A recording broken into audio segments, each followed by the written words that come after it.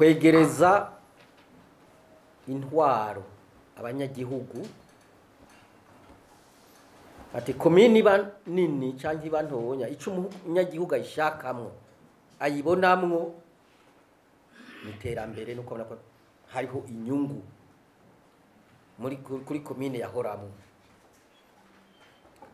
Aha nyine twarize yuko iyi reforme administrative yahabaye, decoupage administrative yabaye itagize ingingo ziherekeza ko bishobora kuzogorana kwishira mu ngiro. Ingingo ziherekeza rero zategerezwa kuba zishimikiye ku mabwirizwa n'amategeko. Ayo mabwirizwa nayo mategeko ubu ni hariko arategurwa kandi ibintu byaramaze kuja mu ngiro. Iyo ni ingorane ya mbere, ko hariko hategurwa amabwirizwa n'amategeko agenga ibyamaze kuja mu ngiro. Kibazo twaravuze ibi byo kwegereza ubutegetsi abanyagihugu, intwara abanyagihugu, la decentralisation, ko isaba yuko ubutegetsi ningira twovuga bwo hejuru central, no pourquoi central yemera igaseda igice cy'ubutegetsi ikakirungika mu makomine. Aha dufasha amakomine ko andite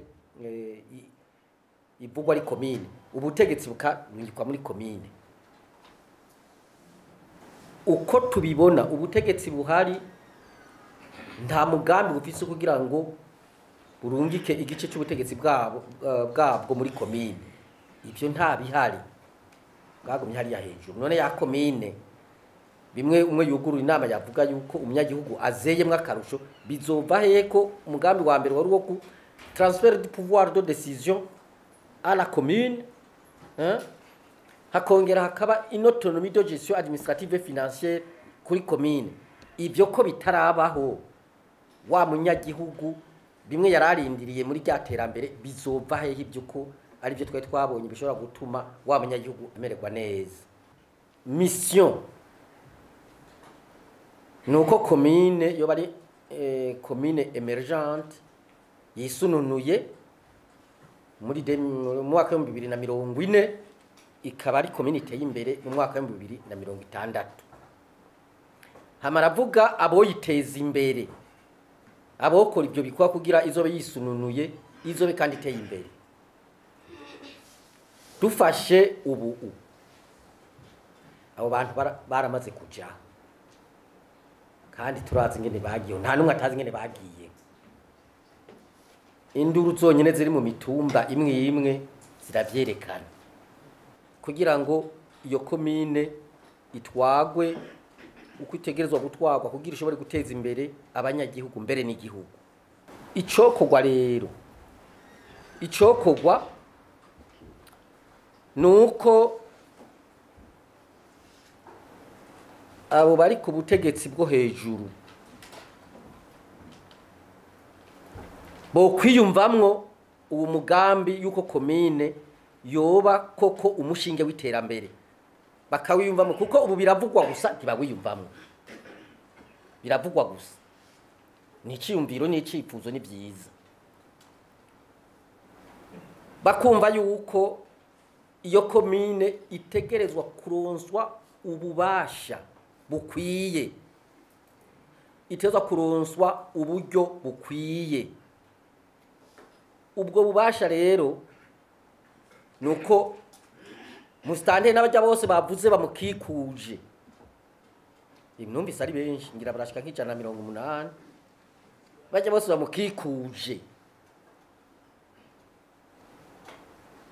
bo bafise ububasha bwo gufata ingingo kubijanye n'iterambere rya komine kuri bya bindi byose. Muri ya max umwe yaremesha ikiganiro professeur Simeo, bakashobora kuba ari bonyene bafata ingingo bigashoboka zikaja mu ngiro. Icya kabiri zo gufata ingingo gusa, bakaronswa uburyo bukwiye, kuko n'uburyo bw'abanyagihugu tezo kwegerezwa abanyagihugu nabwo nyene niho begereza ngo ubutegetsi gusa intwaro gusa utabegereje n'uburyo bw'amahera bw'abantu ibyo byose byofasha muri iryo terambere bigashikira ubwo buryo bugashikira abanyagihugu gutoza amahera akavuga ati nkubagurishije inka bagize ayo mahera aratozwa sajya amakore najya amatagisi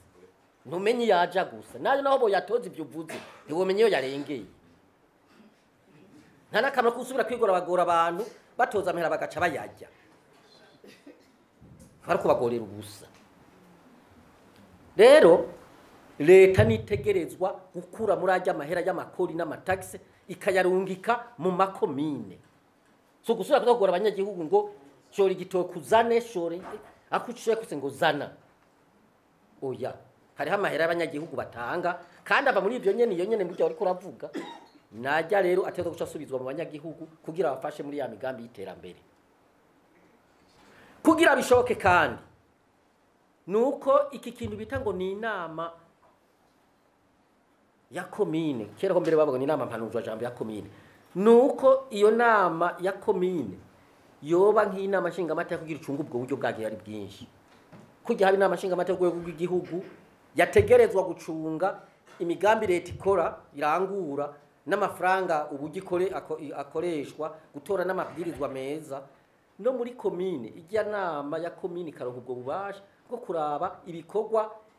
yanze mustante n'abantu bose bari hambavu yiwe bariko barakora ivyari byo bikamenyekana kujya habe imigambi ku rwego rw'igihugu yategerezwa gusigurirwa abashinga amateka bakenguza amateka kugira bayikurikirane kwizina ry'abanyagihugu no muri komine rero ijya conseil ikaba nk'akanama inama nshinga amateka ya komine icungera yamahera na ya migambi ngene bitegerezwa kuja mu ngiro bigacungererwa hafi kuko bajya bashinga amateka bamaze gushika nk'ibujumbura ura niyo bakorera niho baca bahera bakazosubira ruguru haheze imyaka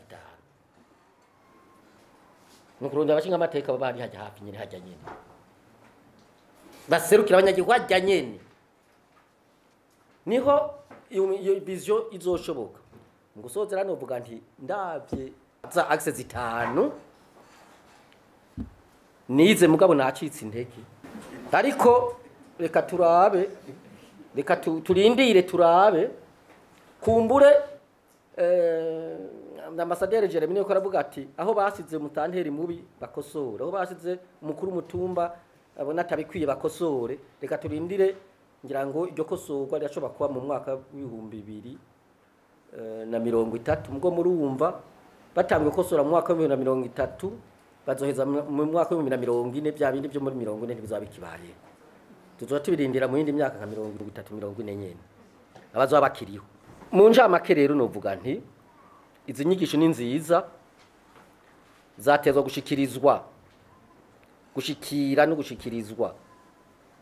abajejwe gushira mu ngiro uyu mugambi wo guteza imbere komine hanyuma n'amahera y'abanyagihugu ava mu makori n'amataxi akegera abanyagihugu akaza kurangura irya migambi yose bavuze apana gusubira kugora abanyagihugu nibazane yandi mafaranga yirirwa araribwa gusa ibyo ntibyoshoboka niho ibi vyigwa turimo bizoza biragira kamaro bikakagirira abari ku butegetsi abatwara kuva hejuru gushika hasi ubona cyane cyane abo makomine no ku mitumba niho bizogirira kamaro abanyamigambwe niho bizogirira kamaro abo mashirahamwe yigenga abanyamashengero n'abanyagihugu hategerezwa kwiyumvigwa ingene ibiva muri mwene ibi vyigwa bishikira iyo migwi yose kugira bifashe